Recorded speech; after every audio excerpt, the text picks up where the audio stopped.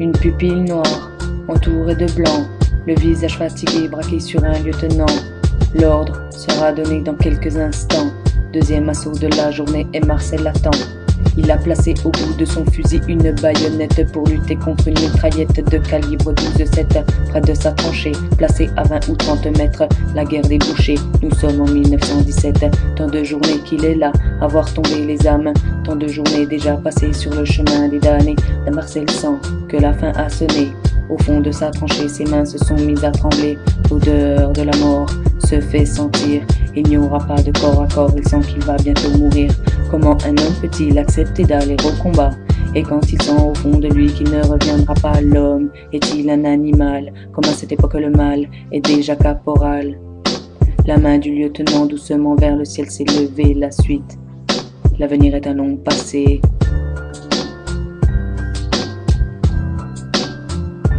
Passé.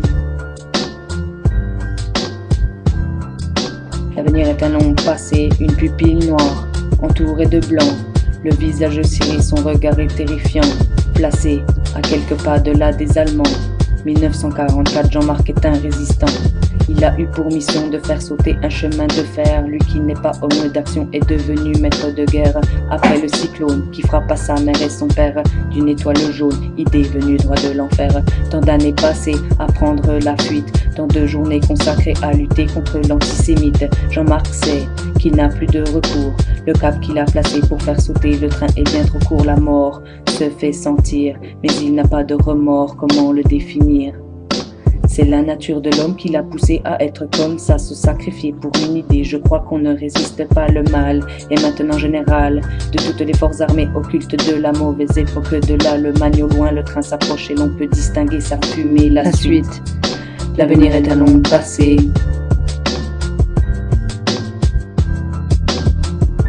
Passé. L'avenir est un long passé, une pupille noire, entourée de blanc.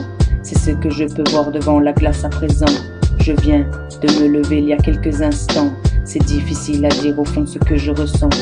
Après la nuit que j'ai passée, dur a été mon réveil. À tout ce que j'ai pu penser avant de trouver le sommeil. À toutes ces idées qui n'ont causé que des problèmes. La réalité et toutes ces images de haine. Tant d'années passées à essayer d'oublier. Tant de journées cumulées et doucement il s'est installé. Je me suis posé ce matin la question: est-ce que tout recommence? Avons-nous perdu la raison? Car j'ai vu le mal qui doucement s'installe, sans aucune morale. Passer à la télé pour lui est devenu normal, comme à chaque fois, avec un nouveau nom. Après le nom d'Hitler, j'ai entendu le nom du front. Et si l'avenir est un long passé, je vous demande maintenant ce que vous en pensez. Comme Marcel et Jean-Marc, ma vie est-elle tracée? La suite, l'avenir est un long passé. Je vous demande ce que vous en pensez. Verrai-je un jour le mal à l'Élysée? La France est-elle en train de s'enliser?